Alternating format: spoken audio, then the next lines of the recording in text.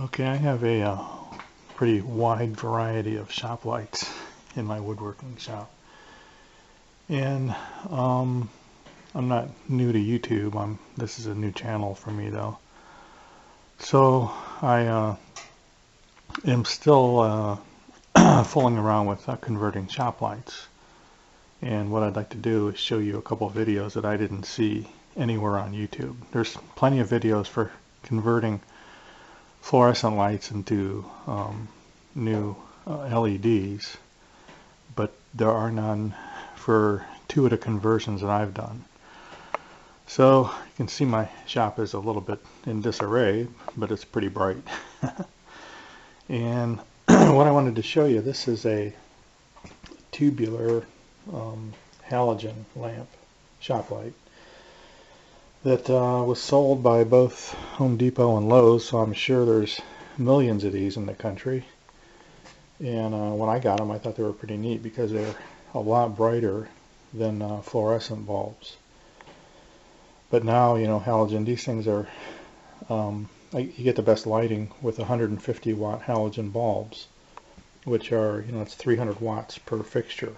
So it's not exactly energy efficient anymore.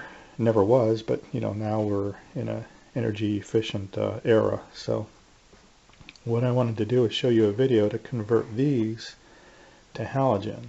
Now here's a halogen one up here. I'm sorry, not halogen, CFL. That's kind of hard to point this at a bulb and so you can see what it is, but these are CFL bulbs. Now the reason you would want to do this, a lot of people think, well, CFL's on the way out. Well, maybe, but right now CFL bulbs are a lot more energy efficient and a lot cheaper to buy than an LED light bulb. Now the LED tubes, that's a different story. I just got a new pack of LED tubes here that I'm going to be putting in, and I got the first one up already, and it really lights up the shop. And I'm converting these. This is going to be my next video. This is a non-ballast fluorescent fixture, T8 or T12 I mean, which is the same as T8 basically. And I converted this one to use with these bulbs. So that's the next video. But right now I want to show you how to take these tubes, these halogen tubes that are way too, you know, high wattage, 300 watts as opposed to, you know, 23 and 46. So this will take this kind of a shop light and convert it from 300 watts usage to 46 watts. So okay, now. Okay, we've just converted one side of this halogen shop light fixture to compact fluorescent, and it's done. And now I'm going to show you how to do the other side. So to start off with, from an electrical supply place on the internet, I found these sockets. My local Home Depot and Lowe's only stocked, one of them stocked 3 and one stocked 4, so I have 9 fixtures times 2, that's 18. So they didn't have enough, and when I went shopping on the internet, instead of buying plastic, this is ceramic, and they're $1.08 a piece, so pretty good deal. Now it came with this is a end piece here that looks like it's threaded on the inside, so I'm sure this thing was intended to be put on a lamp post, you know, or in the inside of a lamp, how they have this threaded rods that you use to make lamps with. So I was thinking originally that I would use this to rivet to the side of the light somewhere, but in actuality what I decided to do after, you know, lining it up is actually taking this piece off. So there's a single screw that holds this little piece of a stamped steel on, and when you take it off, you have a hole that's just right for a rivet, so that makes the process pretty fast. So you can take these wires and bend them around so they're out of the way, and then I used the vernier dial caliper to measure this distance and locked it in. This one's actually metric, but it doesn't really matter. And because this is kind of going to go on a corner piece of the light, so then we need to take this light apart. I've already loosened this. On the inside, you can see it's, first of all, a little dusty. But there's a single screw that holds this reflector, and then you have these two ceramic pieces. I've already removed the halogen bulbs. It took these standard, whatever they are, bulbs. These are 150 watt. So one screw.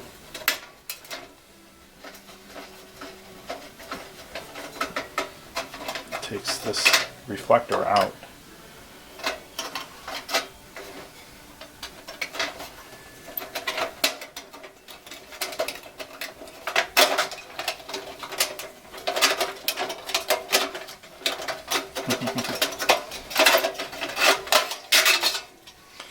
So the reflector is shaped like this. It has these big holes that are, used to allow the ceramic piece to go through it.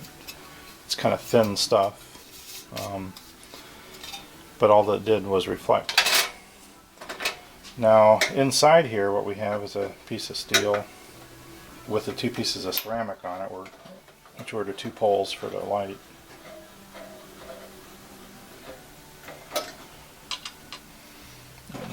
Two screws cut these on.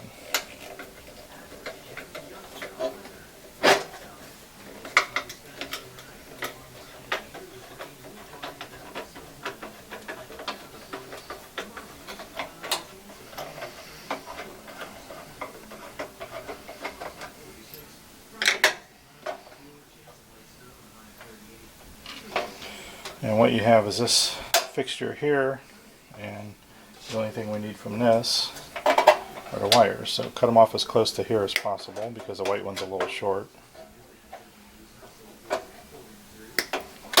Now we're going to need this piece again. We just don't need, this stuff would be in the way. We don't want anything poking through here because the compact fluorescent bulb is going to be taking up most of the room in here. So the first one I did with a hacksaw, but I realized you could cut a couple minutes off of that by just using a pair of big bolt cutters.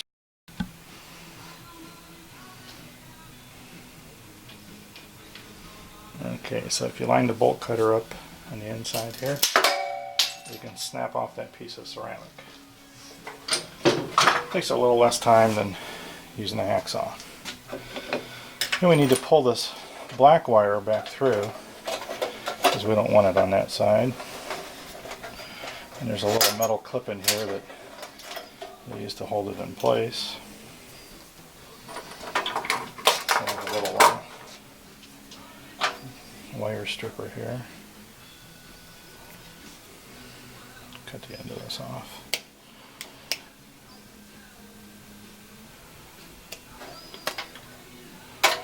And the white wire you can sometimes pull, you get a little bit more length out of it.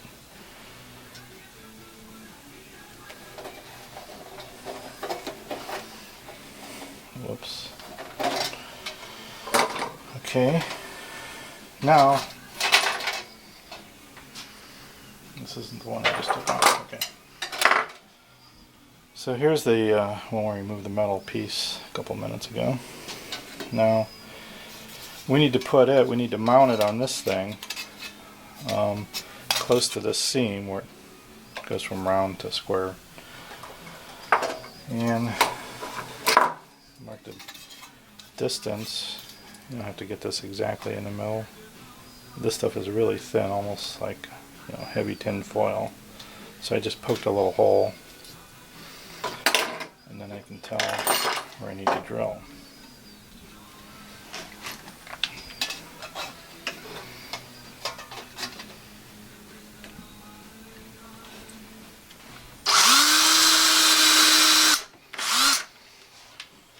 Okay.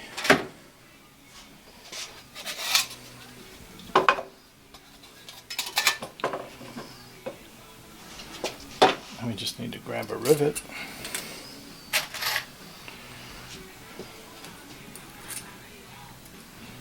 I don't know what size this looks like, about 3/8.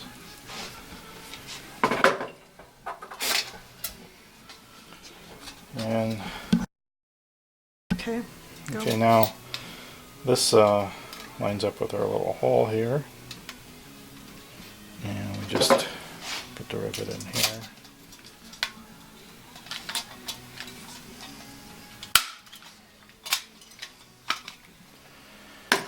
And that pretty much secures that pretty solidly.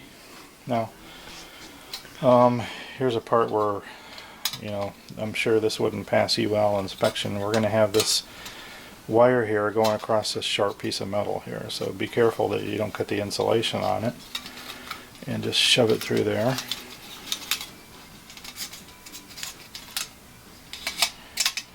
And then I twist these together to keep them away from that sharp piece of metal.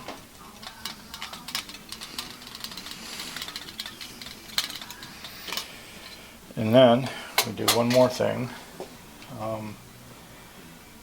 The aluminum tape. This is a roll of aluminum tape, and it's pretty sticky and pretty thick, and it does the trick. So I'm going to cut a piece of this off. And this is another thing that's going to keep those wires from hitting the metal up here. I press it down on both sides and it blocks the sides. So we have also, you know, I'm going to put a piece of this on the other side because it just adds a little bit more reflection than without it.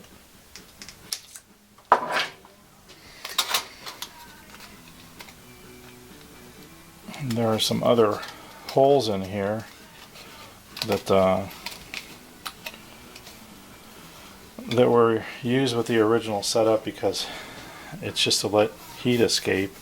You can see there's vents back here, so heat would escape out of here and go back up through the top of this just to keep heat from building up inside the light fixture.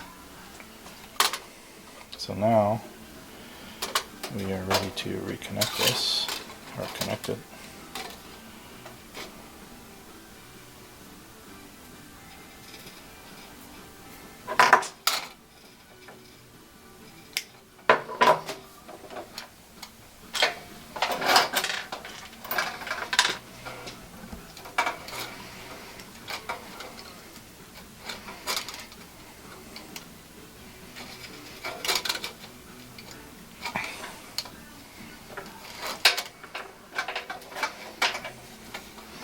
The white piece is a little short.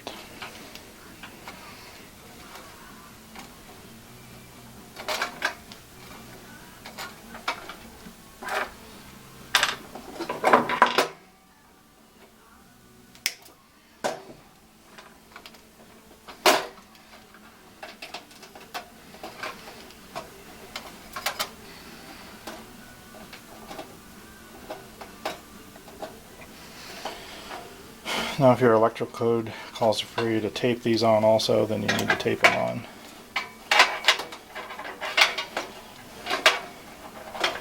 And just shove them back there. Oops, we forgot a piece of metal. Metal has to go back in. This piece of metal has to go back in because this is how you connect the reflector. So we'll get this started. Now I'm just centering these. You can go by the marks where it was before, but I found that the marks where it was before aren't as accurate as you just centering it. Apparently, whoever put these together to begin with wasn't very careful to get it in the middle. That's not quite in the middle, but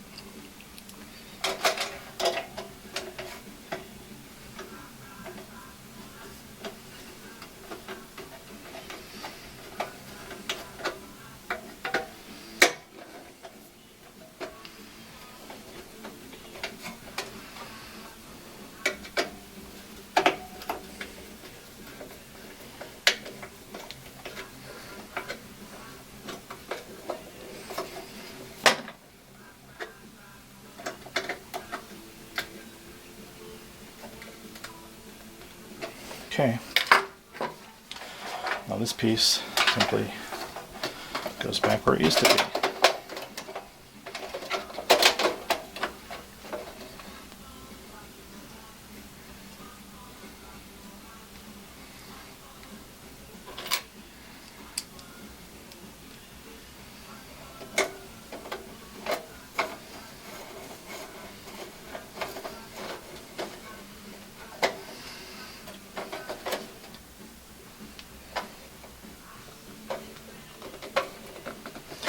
Now another alteration that you need to make, this glass was used before to keep dust and stuff off the halogen bulb so it doesn't explode and burn down your shop. So we don't need it anymore. Matter of fact, we can't use it because the compact fluorescent bulb is going to poke through here. So you need to take, there's 4 metal tabs that keep it locked in. And there's also 4 tabs underneath that it rests on. So we got to straighten all these out.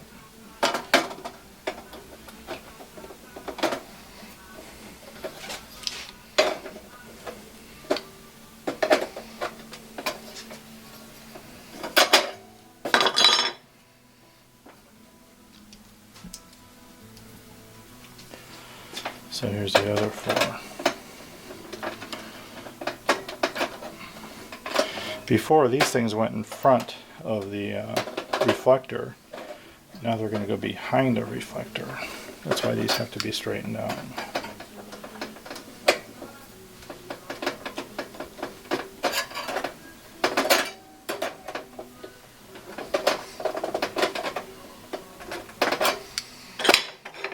Okay. So what I meant before, these now go behind the reflector on both sides. This socket would keep it. It doesn't really matter about this one, but this one here naturally has to go behind it. So it locks down like that. But I've been putting it behind on both sides.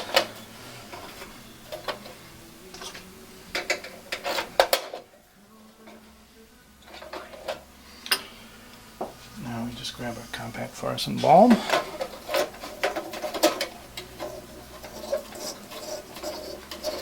Now these are 23 watt. I'm not sure if these are for 100 watts of electricity, and I'm not sure if the 150 watt ones, hopefully they're not much longer because these are kind of just fit in here.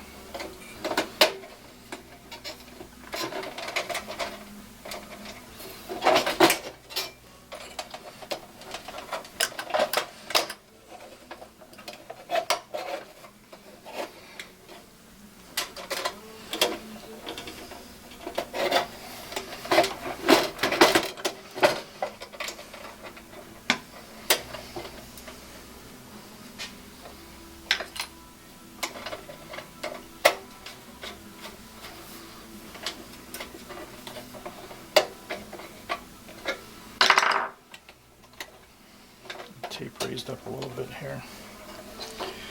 So there's a little floppy, and it kind of, but it's going to be upside down. It's going to let the bulb rest at a pretty good angle. So that's it. That's all you need to do to convert a halogen shop light into a CF light. Okay, this is a box of these sockets. Like I said, all I had to do is take these off. And if you buy them without that, I'm sure you're going to get the hole. So it's probably a good idea to buy these exact ones. And these are by Satco. Here's an item number 90/760. And there's 10 of them in a set here. So this is what you need. 2 of them for each light, and 10 come in a set, so this box does 5.